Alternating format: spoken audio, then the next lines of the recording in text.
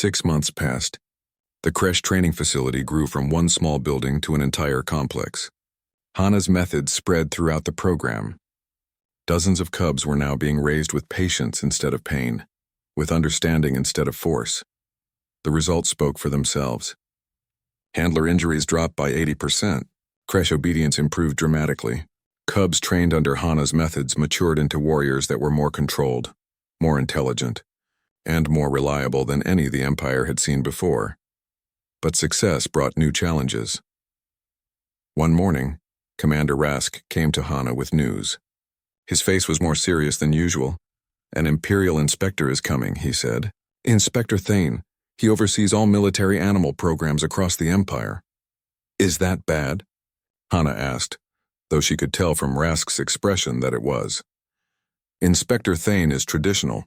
He believes the old methods made the Empire strong. He sees your program as a threat to Vorgath values." Rask's forearms shifted with tension. "He has the authority to shut down this entire operation if he decides it is making our warriors weak." Hana felt cold fear in her stomach, but she pushed it down. Fear would not help. Preparation would. "When does he arrive?" 3 days. "Then we have 3 days to prepare the best demonstration we can." Hana gathered her team. Dr. Yoon, Jiho, Soyeon, Daehyun, and a dozen other humans who had joined the program. They also included Gorn and several other young Vorgath who had embraced the new methods. "We need to show Inspector Thane that our methods do not create weakness," Hana explained. "We need to prove that compassion and strength can exist together." "How do we prove that to someone who does not want to believe it?" Soyeon asked. "We show him the truth. We show him what our Kresh can do." For 3 days they worked without rest. They trained the cubs in complex exercises. They prepared demonstrations. They gathered data and reports showing decreased injuries and increased performance. Duri, Bora, and Minho were now fully grown. They were magnificent creatures, powerful and graceful, but they still followed Hana everywhere, still sought her approval, still loved her after all this time. They would be the centerpiece of the demonstration. Inspector Thane arrived exactly on schedule. He was older than High Commander Vex, his dark skin marked with scars from centuries of battle. His eyes were cold gray like stone. When he looked at Hana and the other humans, his expression showed nothing but contempt. "So these are the prey creatures who claim to teach predators," he said to Commander Rask. "Amusing. They have produced remarkable results," Rask said carefully. "The data shows I do not care about data. I care about strength, about maintaining Vorgath superiority." Thane turned to Hana. "You will demonstrate your methods. If I find them satisfactory, your program continues. If I find them weak, this facility will be shut down and all humans will return to labor camps." "I understand," Hana said. They assembled in the largest training arena.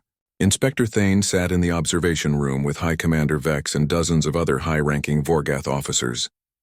Commander Rask stood beside Hana in the arena. Along with Gorn and the human team members, Duri, Bora, and Minho entered the arena. They were impressive to see now, each nearly 6 feet long with powerful muscles under gleaming scales. Their bioluminescent markings glowed bright blue. "Begin," Thane ordered.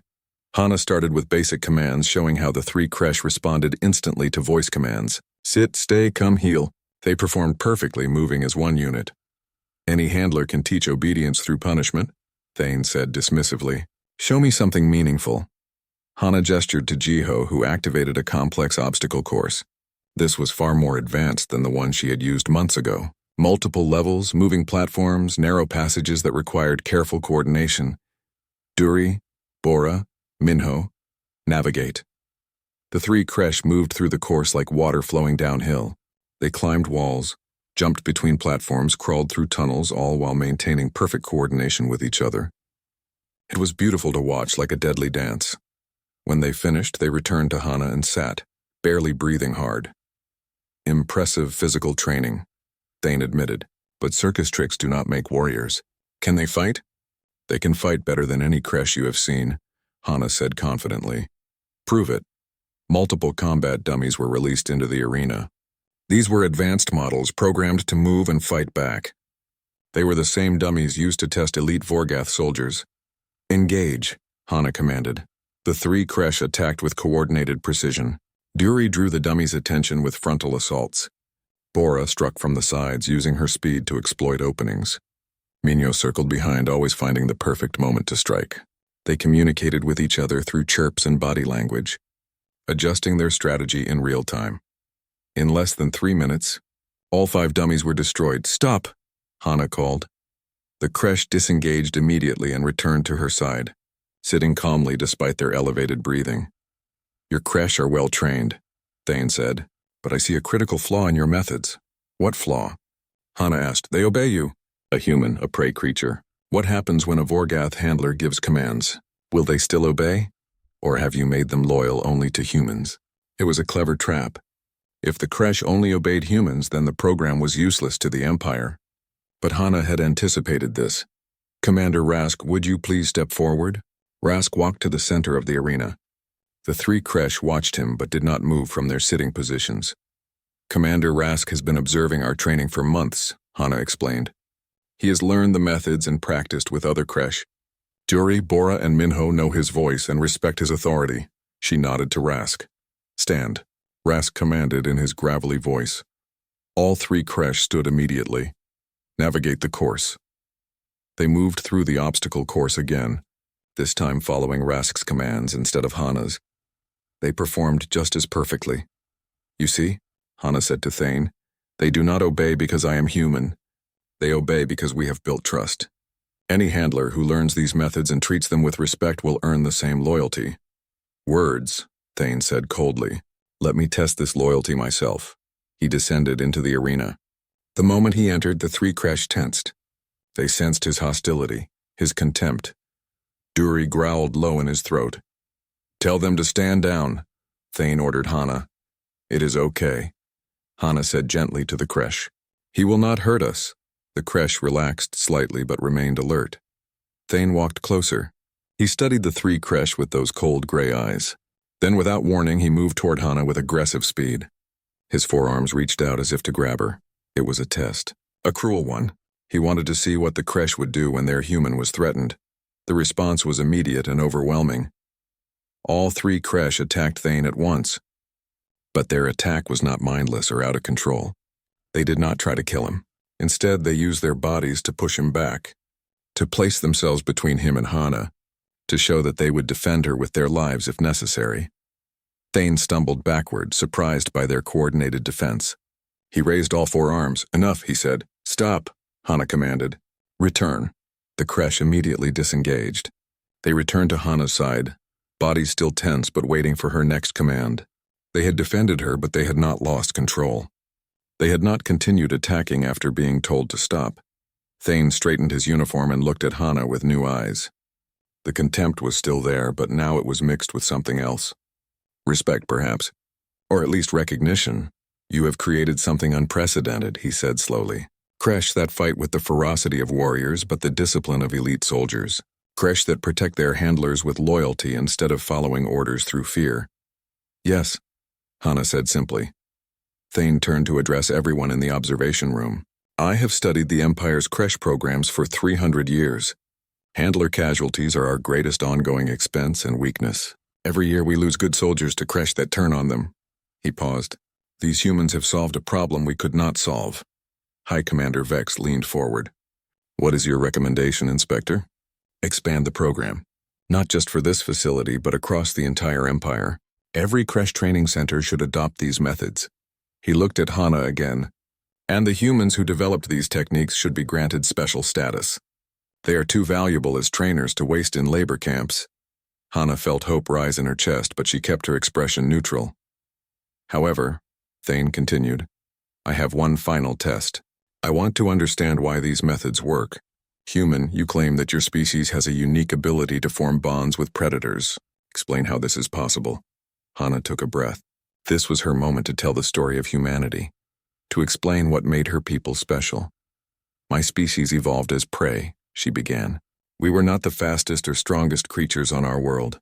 We should have been eaten into extinction, but we survived because we learned to make allies." She gestured to the creche cubs. "Thousands of years ago, our ancestors encountered wolves. Wolves that could have killed us easily. But instead of fighting them or running from them, our ancestors offered food.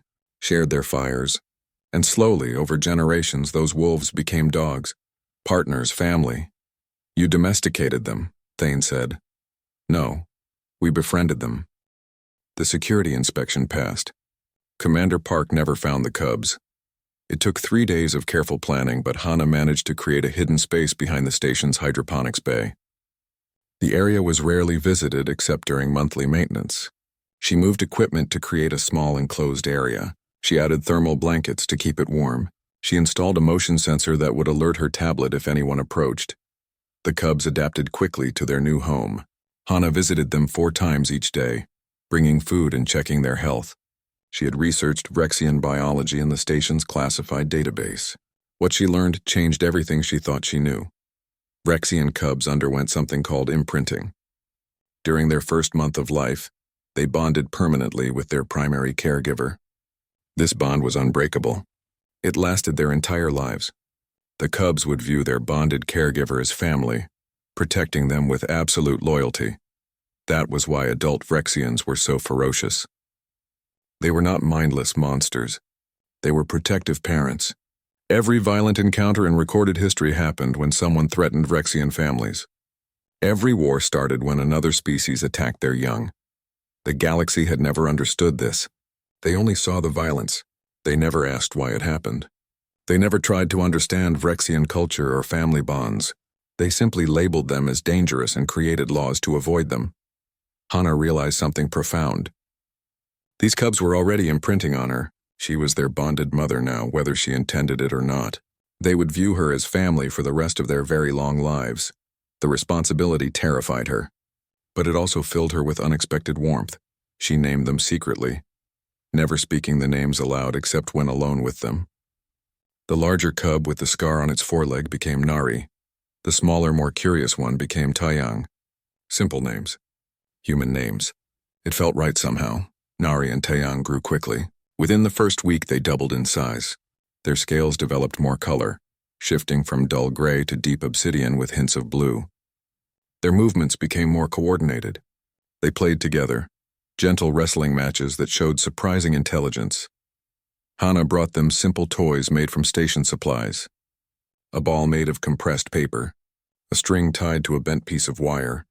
They played with these objects for hours, showing curiosity and creativity. Taeyang figured out how to roll the ball back to Hana, as if playing catch. Nari learned to untangle the string, treating it like a puzzle to solve. More impressive was their ability to understand Hana's gestures and tone. When she made a soft shushing sound, they quieted immediately. When she extended her hand palm out, they stayed still. When she smiled and opened her arms, they came to her eagerly, making happy chirping sounds. They were learning. Not just learning to survive, but learning to communicate, learning to trust, learning to be gentle despite their natural strength. During sleep cycles, Hana would sit with them in the hidden space. They curled around her, pressing their bodies against her warmth. Sometimes they would make soft sounds in their sleep, almost like purring. In those moments, Hana felt something she had not expected. Love. She loved these two creatures.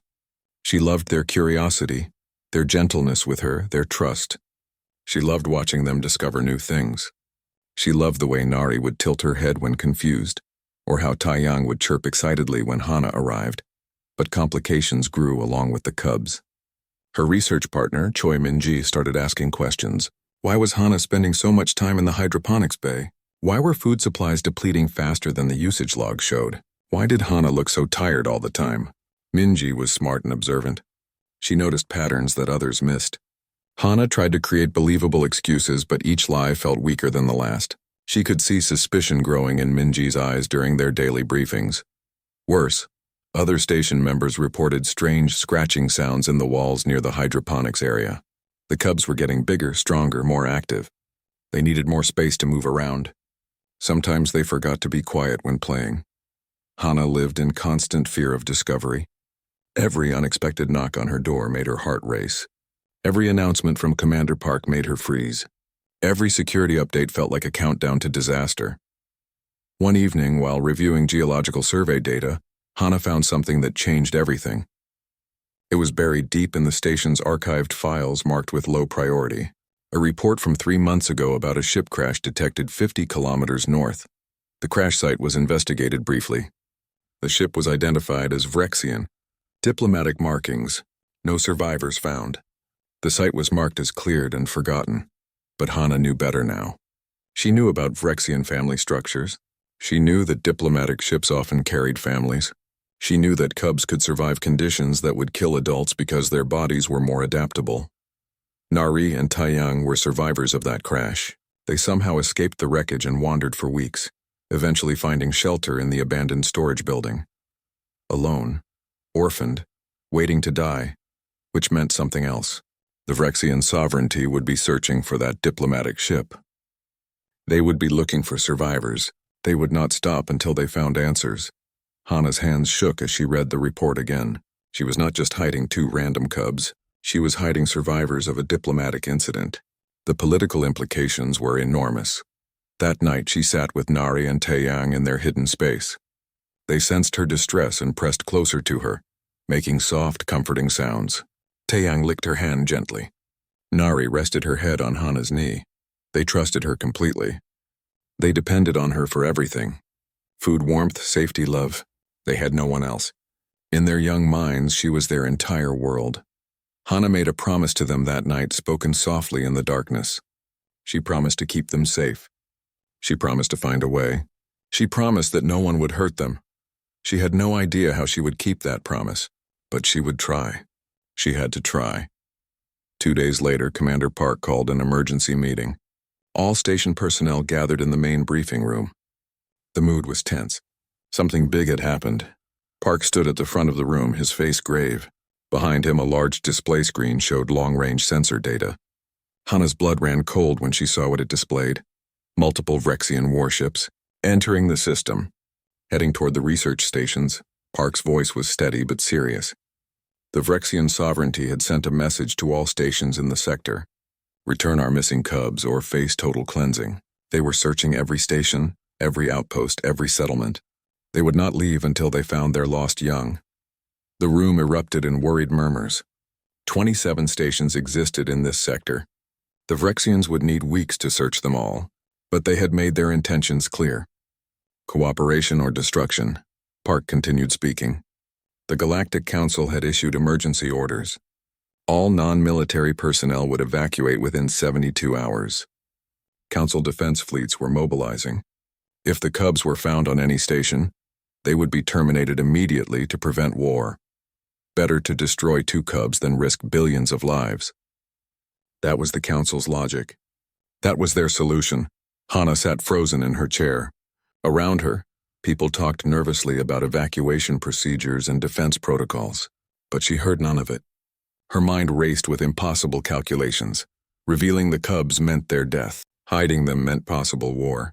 Evacuating meant abandoning them. Staying meant eventual discovery. There was no good choice. Every option led to disaster. After the meeting, Hana went immediately to check on Nari and Taiyang. They were playing with their string toy, completely unaware of the danger approaching.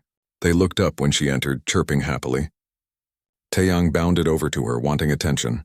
Hana knelt down and hugged them both. They were now the size of large dogs, growing every day. Their scales were beautiful, healthy, strong. They were thriving under her care, and in 3 days they would be discovered. In 3 days, Commander Park would order a full lockdown search. He would find them. He would follow his orders. He would kill them, unless Hana found another way. Unless she broke every rule, violated every protocol, and committed what the galaxy would call treason. She looked at Nari and Taiyang, both watching her with trusting eyes. In that moment, she made her final decision. She would not let them die. Not now, not ever. Whatever it cost her, whatever it meant for her future, she would protect them, even if it meant standing alone against the entire galaxy. Minji found her in the hydroponics bay 2 hours later. Hana was checking the cubs one final time before attempting her desperate plan. She had to steal a shuttle. She had to somehow get past station security. She had to fly directly toward the Vrexian fleet and hope they listened before destroying her. It was insane. It would probably fail. But it was the only chance Nari and Taiyang had. Minji's voice cut through her thoughts. Hana, I know you are hiding something. I have known for weeks. Tell me the truth, Hana turned slowly. Her friend stood at the entrance to the hidden space, arms crossed. Her expression was determined. There would be no more lies, no more excuses. Minji had followed her and discovered the secret. For a long moment, neither woman spoke. Then Hana made her choice. If she was going to act, she needed help. And Minji deserved the truth. She stepped aside, revealing Nari and Taeyang behind her. The cubs looked up at the stranger with curious eyes. Taeyang chirped softly. Nari moved closer to Hana's leg, protective instincts already developing. Minji's eyes went wide. Her hand moved toward her communication device automatically. Then she froze, staring at the cubs. Her expression shifted from shock to recognition to fear. Those are Vrexian cubs, Minji whispered. Hana, do you understand what you have done? Do you know what will happen when they are found? Hana's voice was steady despite her fear. Yes, I know exactly what will happen. Commander Park will execute them. The council will celebrate preventing a war, and 2 innocent children will die for being born the wrong species. Minji shook her head. They are not children. They are Vrexians. They will grow into monsters. They will kill without hesitation. The entire galaxy knows what Vrexians are capable of. Watch, Hana said simply. She sat down on the floor. Immediately, both cubs came to her. Taeyang climbed into her lap, making happy sounds. Nari pressed against her side, leaning into her warmth. They were gentle, careful with their claws, mindful of their strength even in play. Hana pulled out the paper ball. She rolled it across the floor. Taeyang bounded after it joyfully like any puppy chasing a toy. He brought it back and dropped it at Hana's feet, waiting eagerly for her to throw it again. Then Hana made a soft shushing sound. Both cubs immediately quieted and sat still, watching her attentively. She opened her arms. They came to her for hugs, nuzzling against her gently. Minji watched all of this in stunned silence. Her hand had dropped away from her communication device. Her expression softened as she observed the cubs' behavior. They are not monsters, Hana said quietly. They are just babies. Scared, orphaned babies who needed someone to care for them. Yes, they will grow large and strong, but they will also grow loyal and protective. Phyrexians are not mindless killers. They are families who defend their own. Minji knelt down slowly. Taeyang cocked his head, curious about this new person. He took a tentative step toward her. Minji held out her hand carefully. The cub sniffed it, then chirped and rubbed his head against her palm. Tears formed in Minji's eyes. Oh, Hana, what are we going to do? The word we made Hana's chest tighten with hope. We? Minji looked up, her jaw set with determination. You cannot do this alone. Whatever your plan is, you need help. So yes, I am with you. They spent the next hour forming a plan. It was risky and probably impossible, but it was something. Hana would take a shuttle and fly directly to the Vrexian fleet with the cubs. She would explain everything. She would show them that their lost young were alive and well. Minji would help her get past station security. She would create a diversion, a fake emergency in the eastern sector that would pull guards away from the shuttle bay. She would give Hana a 10-minute window to launch. It had to happen tonight. Tomorrow, Commander Park would order the full lockdown search. After that, there would be no chance. They were preparing to move when Park's voice suddenly came over the intercom. Lee Hana and Choi Minji, report to my office immediately. The 2 women looked at each other, fear clear in their eyes. He knew. Somehow Park had discovered the truth, or at least suspected it strongly enough to call them both in. Hana touched the cubs one last time. Stay quiet, she whispered. Stay hidden. I will come back for you. I promise. Nari and Taeyang seemed to sense the danger. They pressed against each other, watching Hana with worried eyes. But they remained silent as she and Minji left the hidden space. Park's office was cold and sterile. The commander stood behind his desk, his face unreadable. Security footage played on his computer screen. Hana's heart sank when she saw what it showed. Her, entering the hydroponics bay at odd hours, carrying supplies, staying for extended periods. The footage went back weeks. Park had been watching her the entire time. Park's voice was quiet but firm. I reviewed this footage after the Vrexian fleet was detected. I noticed your unusual behavior patterns. I wanted to believe there was an innocent explanation. But now I need the truth, Dr. Lee. What are you hiding in the hydroponics bay? Hana could have lied. She could have created some story about unauthorized research or personal projects. But she was tired of lying. And time was running out. The missing Vrexian cubs, she said simply. I found them. I have been caring for them. They are healthy and safe. Park's expression did not change, but his hand moved to his weapon. Dr. Lee, you understand that possessing Vrexian young is a capital offense. You understand that I am required by law to report this immediately and terminate the specimens. They are not specimens, Hana said, her voice rising. They are children, living beings with thoughts and feelings. They play, they learn, they trust. And yes, they are Vrexian, but that does not make them evil. It does not make them disposable. Park stood up slowly. His weapon remained holstered, but his body was tense. Show me. The three of them walked to the hydroponics bay in tense silence. Hana's mind raced. Park had his weapon. He had authority. He had every legal right to execute the cubs on sight. She had no way to stop him. But when they entered the hidden space, something unexpected happened. Nari and Taiyang sensed the danger immediately. They moved quickly, placing themselves between Hana and Park. They did not attack. They did not even growl. They simply stood their ground, creating a protective barrier around the human they loved. Park's hand went to his weapon. The cubs tensed but did not advance. They held their position, watching the commander with intelligent, wary eyes, protecting, not attacking, defending, not threatening. Hana stepped forward carefully. It is okay, she said softly to the cubs. Stand down. He will not hurt me. She made the hand gesture she had taught them for calm. Immediately, both cubs relaxed their stance. They moved aside, allowing Park to approach, but they stayed close to Hana, ready to defend if needed. Park stared at them, his expression shifting from tension to confusion to something that looked almost like wonder. They protected you. They understood your command. They showed restraint because they are intelligent beings, Hana said. Because I have taught them gentleness and control. Because they love me and I love them. This is what Vrexians truly are, Commander, not monsters. Families. Park was silent for a long moment. His hand dropped away from his weapon. He looked at the cubs, then at Hana, then back at the cubs. She could see the internal struggle on his face. Duty versus conscience. Law versus compassion. Finally he spoke. You are planning to steal a shuttle. You are going to fly to the Vrexian fleet and return the cubs yourself. It was not a question. Park had figured out their plan. Hana nodded. It is the only way. The council will kill them. But if I can reach the Vrexian fleet, if I can show them that their cubs survived and were cared for, maybe it prevents war. Maybe it creates understanding. Park closed his eyes briefly. When he opened them again, his decision was made. The command shuttle has better shields and faster engines than standard shuttles. It will give you a better chance of survival when you enter the combat zone between fleets. Hana's breath caught. You are helping us. Park's expression was grim. I am committing treason. I am violating direct orders. I am risking everything I have built in my career. But I joined the military to protect people, not to murder children. If you can prevent a war, if you can save billions of lives, then what we do here tonight will be worth it.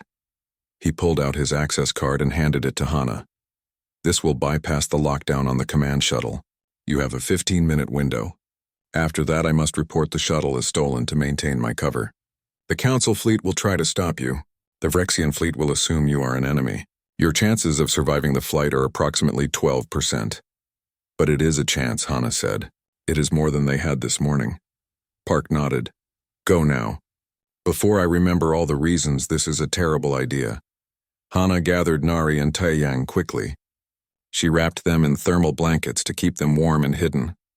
They sensed the urgency and stayed quiet, pressed against her. Minji helped carry supplies and equipment. As they left, Park called after them.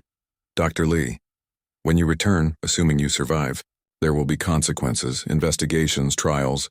I cannot protect you from everything. Hana looked back at him. If I return, Commander, it means I succeeded. It means I prevented a war. It means Nari and Taiyang are safe. I will accept any consequences for that. Park's expression softened slightly. The shuttle flew through empty space between two war fleets.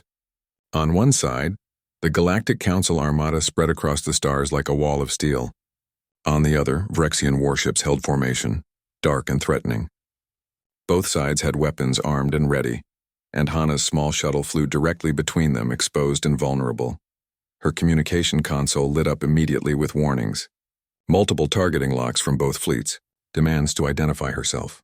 Threats to fire if she did not return to station immediately. The Council Admiral's voice came through, sharp and angry. Unidentified shuttle, you are in a combat zone. Return to Station Theta 9 immediately or you will be destroyed. Hana ignored the warnings. She opened a channel on all frequencies, broadcasting to both fleets simultaneously. Her voice was steady despite her fear. This is Dr. Lee Hana from Research Station Theta 9. I am approaching the Vrexian fleet. I have your missing cubs. They are alive, healthy, and safe. I am bringing them home to you. Silence fell over the communication channels. Then chaos erupted. The Council Admiral demanded she return immediately. Multiple Council ships changed course to intercept her. The Vrexian fleet held position, waiting. A new voice came through, deep and resonant. This was clearly someone with authority on the Vrexian side. Humans, show us proof. Show us our cubs now. Hana activated her shuttle's external camera. She turned it toward the passenger area where Nari and Taeyang sat. The cubs looked at the camera curiously. Taeyang chirped and waved a claw playfully. Nari tilted her head, the scar on her foreleg clearly visible. The reaction from the Vrexian fleet was immediate. Every ship's energy signature spiked. They powered forward, breaking formation. The voice that had demanded proof returned, but now it was thick with emotion. Those are them. Those are our lost young. Human, how did you find them? Why did you protect them? Your species has never shown kindness to Vrexians. Hana took a breath and told the truth. I found them dying in an abandoned building. They were alone and scared.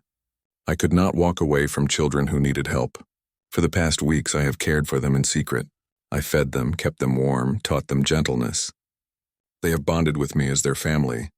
I love them as if they were my own. She paused, then added something that needed to be said. I also researched your culture. I learned about imprinting. I learned that Vrexians are not the mindless monsters the galaxy believes you to be. You are protective families. You fight to defend your loved ones. The galaxy has never understood this about you. They only see your strength, never your love. The Vrexian voice was quiet when it responded. War Leader Kesh speaking. You are the first of any species to understand our ways. You are the first to show our young any kindness. We have searched desperately for these cubs. We feared them dead or worse. Yet you protected them when your own laws demanded their death. At that moment, Council ships opened fire on Hana's shuttle. She saw the weapons discharge on her sensors. Energy bolts streaked toward her position. She had seconds to live. Then the entire Vrexian fleet moved as one. Ships positioned themselves between Hana and the incoming fire. Energy shields flared as they absorbed the Council's attack. Not a single shot reached her shuttle. Kesh's voice cut through the communication channels filled with authority and warning. Council fleet, stand down. This human is under Vrexian protection. Any further attack will be considered an act of war. The Council Admiral responded immediately. That shuttle contains stolen Vrexian specimens that represent a threat to galactic security. We demand their immediate termination. Those are not specimens, Kesh replied, his voice cold with rage. Those are children. Our children. And this human has shown them more care and respect than your entire council has shown our people in centuries. She will not be harmed. The cubs will not be harmed. If you fire again, we will respond with total force. Both fleets held position, weapons ready. The tension was overwhelming. Hana realized she was at the center of a potential war. One wrong word, one accident, and billions would die. She opened her communication channel again. Please, both fleets, listen to me. I am not a soldier. I am not a diplomat. I am just a scientist who found two scared children and chose to help them. But in doing so, I learned something the galaxy needs to understand. She activated the camera again, showing Nari and Taeyang. They were playing gently with each other, completely unaware of the armed fleet surrounding them. Innocent, trusting, alive because one human chose compassion over fear. Look at them, Hana said. They are not weapons. They are not threats. They are children who laugh and play and learn. They show affection. They understand kindness. Everything the galaxy believes about Vrexians is wrong. You are not monsters. You are families who love and protect your own. She turned the camera back to herself. Tears ran down her face, but her voice remained strong. Centuries of war have happened because no one tried to understand. Because fear ruled over compassion. Because we saw differences instead of similarities. These cubs taught me something simple but profound. Love is universal. Family is universal.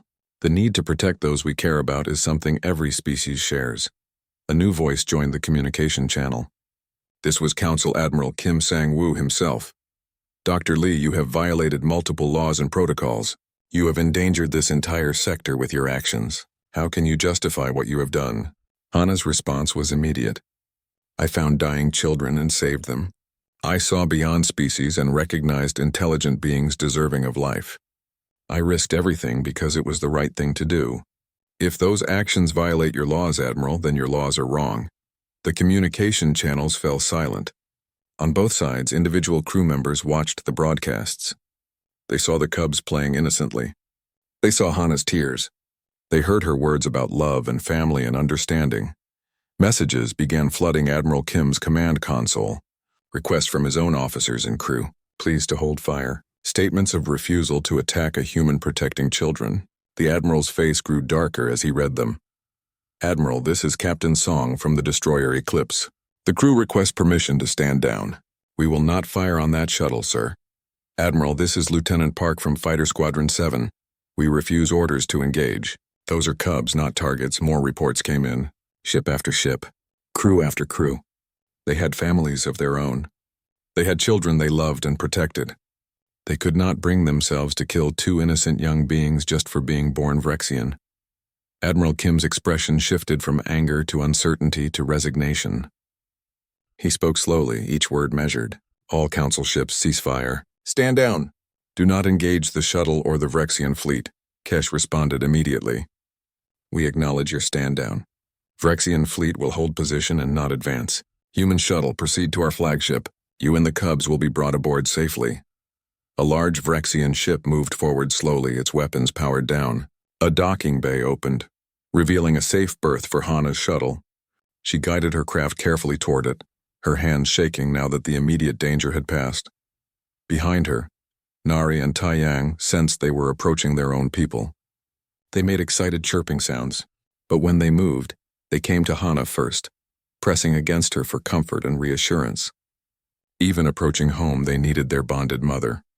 The shuttle entered the docking bay. The massive door closed behind them. Atmosphere was restored. Hana sat for a moment, trying to process everything that had just happened. She had flown between two war fleets. She had been fired upon. She had somehow stopped a battle through words alone. And now she stood on a Vrexian warship, surrounded by the galaxy's most feared warriors, holding two cubs who trusted her completely. The shuttle door opened. Hana stepped out slowly, Nari and Taeyang close beside her. The docking bay was enormous, designed for ships much larger than her small craft, and it was filled with Vrexian warriors. 40 of them at least standing in formation. Each was massive, towering over 9 feet tall. Their obsidian scales gleamed under the bay lights. Their claws looked capable of tearing through steel. They were terrifying to behold, but they made no threatening moves. They simply watched as Hana walked forward. Their eyes followed the cubs, expressions showing relief and joy and wonder. One Vrexian stepped forward from the formation. He was larger than the others, his scales marked with scars from countless battles. This was war leader Kesh. His voice was the same one that had spoken to her over communication. Human, you have done the impossible. You have returned our lost young alive and healthy. You have shown kindness where we expected only cruelty. For this you have our eternal gratitude. Hana bowed slightly, unsure of proper Vrexian protocol. I only did what any decent being should do. I saw children who needed help and I helped them. Kesh's expression shifted to something that might have been sadness. You say only what any decent being should do. But in 7 centuries of contact with other species, you are the first to show our young any mercy. The first to see them as children rather than monsters. The first to choose their lives over following your laws. The cub suddenly rushed forward, not toward the Vrexian warriors, but toward Hana. They pressed against her legs, making worried sounds. They sensed the emotional weight of the moment and sought comfort from. High Chancellor Jinsu waited for Hana to speak her conditions. The entire docking bay fell silent. 40 Vrexian warriors watched. 2 cubs pressed against their bonded mother. Everything hinged on this moment. Hana took a breath and spoke clearly. I will come to your homeworld and help raise Nari and Taeyang, but I will not come alone. My friend Minji comes with me. She helped save the cubs and deserves to be part of this. Jinsu nodded. Agreed. What else? We establish an exchange program, Hana continued. Human researchers can visit Vrexian worlds. Vrexian families can visit human stations and planets. No more separation. No more fear based on ignorance. We learn about each other. We build understanding between our species, the warriors murmured among themselves. This was unprecedented. No species had ever been invited to Vrexian worlds. Their isolation was deliberate, a protection against those who would harm their families. But Jinsu's expression showed understanding. You want to break down the walls of fear. You want others to see what you saw when you found my cubs. Not monsters, but beings deserving of respect and compassion. Exactly, Hana said. The galaxy fears what it does not understand. But if people meet Vrexian families, if they see how you love and protect your children, if they learn your culture and values, the fear will fade. The cycle of violence can end. War Leader Kesh stepped forward. Chancellor, this is a significant risk. Opening our worlds to outsiders could endanger our young. We have remained isolated precisely to prevent such dangers. Jinsu looked at his cubs, then at Hana. 7 centuries of isolation has not made us safer. It has only made us enemies to everyone. This human showed us that connection is possible, understanding is possible, peace is possible. If we reject this opportunity, we prove that we are the monsters others believe us to be. He turned back to Hana. I accept your conditions. We will establish formal peace negotiations with the Galactic Council. We will create exchange programs. Nari and Taiyang will become ambassadors when they mature, showing both species that cooperation benefits everyone. The Chancellor opened a communication channel to the Council fleet. Admiral Kim, are you listening? The Admiral's voice came through, cautious but present. I am listening, Chancellor. Jinsu spoke formally. The Vrexian sovereignty proposes immediate peace negotiations. We propose cultural exchange programs between our species. We propose that Dr. Lee Hana serve as liaison between our peoples, carrying diplomatic status from both sides. And we propose that those who helped save our cubs be granted full pardons for any laws they violated in their act of compassion. There was a long pause. Hana could imagine the frantic discussions happening on the Council flagship. The military advisors arguing about trust and risk. The politicians calculating advantages and disadvantages. But Admiral Kim had seen the footage. He had watched his own crew refuse to fire on the cubs. He had heard Hana's words about love and family. He understood that something fundamental had changed in this moment. The Council accepts your proposal, Kim said finally. We will begin formal peace negotiations immediately. Dr. Lee and her associates will be granted diplomatic immunity and full pardons. And we acknowledge that our previous policies regarding your species were based on incomplete understanding. We are willing to learn. Both fleets began powering down their weapons. The immediate crisis was over. War had been averted, and something new was beginning. Jinsu closed the channel and knelt down to Hana's level. You have changed everything, human. One act of kindness has accomplished what 7 centuries of conflict could not. You will be remembered in Vrexian history as the bridge between our peoples. Hana felt overwhelmed by everything that had happened. She had only wanted to save 2 scared cubs. She never imagined it would lead to this. I was not trying to be a hero, she said quietly. I was just trying to do what was right. That is what makes you a hero, Jinsu replied. You did not seek glory or recognition. You simply saw a need and filled it. That is the truest form of courage. The next months passed in a blur of activity. Hana and Minji traveled to the Vrexian homeworld aboard the Chancellor's flagship. The planet was beautiful beyond description, with crystal mountains and bioluminescent forests. Vrexian cities were built with families in mind, with safe spaces for cubs to play and learn. Hana was given a residence near the Chancellor's family compound. It was large and comfortable, designed to accommodate both humans and growing Vrexian cubs. Nari and Taiyang thrived in their new home, growing stronger each day while maintaining their bond with Hana. She taught the cubs everything she had learned about gentleness and compassion. But now she also learned from Vrexian parents how to teach strength and honor. The cubs needed both. They needed to understand their power while learning to control it. They needed to know when to fight and when to show mercy. Every evening, Hana would sit in the crystal gardens with Nari and Taiyang. They were now the size of ponies, their scales gleaming with health. They would tell her about their day in a mixture of Vrexian sounds and gestures she had learned to understand. Then they would curl around her, just as they had when they were small, seeking the comfort of their bonded mother. Minji adapted well to life among Vrexians. She worked with Vrexian scientists on biological research, finding common ground in their shared curiosity about the universe. She helped design the exchange programs that would bring the species together. Commander Park visited after formal peace treaties were signed. He stood in the Crystal Gardens, watching as young Vrexian cubs played with Nari and Taiyang. The games Hana had taught her cubs were now being passed on to others. Gentle play, careful control, awareness of strength. "You were right, Dr. Lee," Park said quietly. "This was worth the risk. Look at what you have built here." Hana smiled as she watched the cubs play.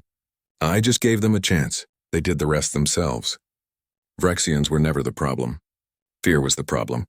Ignorance was the problem.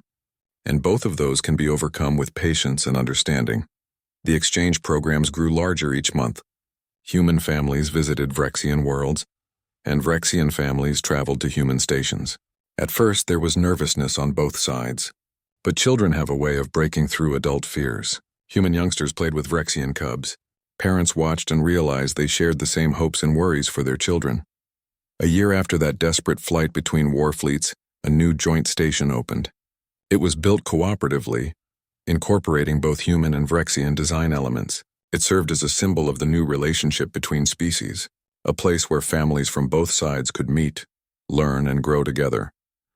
Nari and Taiyang, now adolescent-sized and magnificent, served as official greeters at the station's opening ceremony. They moved with grace and power, but also with the gentleness Hana had taught them. They demonstrated to everyone present that Vrexians could be both strong and kind. During the ceremony, a young human girl approached Taiyang nervously. She held a toy, similar to the simple ones Hana had made for the cubs when they were small.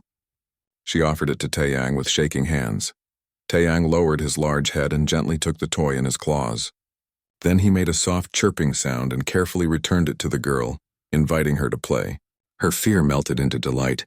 Within minutes, they were playing a gentle game of catch, the girl laughing with pure joy. Park stood next to Hana, watching the scene. His own daughter had come to the ceremony, and now stood among a group of both human and Vrexian children, all playing together as if species differences meant nothing.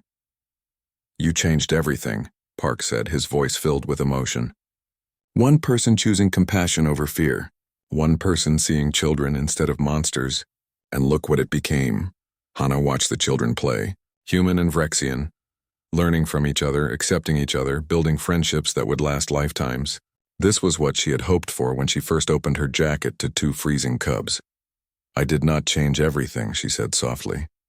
"I just did not look away when someone needed help. The rest was simply being human, seeing need and responding, choosing kindness when fear would have been easier, protecting the vulnerable even when it cost me everything." That evening, back in her residence on the Vrexian homeworld, Hana recorded a final entry in her personal log. It had been exactly 1 year since she found Nari and Taiyang in that abandoned building. 1 year since she made the choice that changed her life forever. She spoke into the recorder as the cubs settled around her for sleep. They were massive now, powerful and magnificent, but they still curled around her every night, still sought her presence for comfort. The bond between them had not weakened with time. If anything, it had grown stronger. Personal log, Dr. Lee Hana. 1-year anniversary of first contact with Nari and Taiyang. I sit here tonight surrounded by family.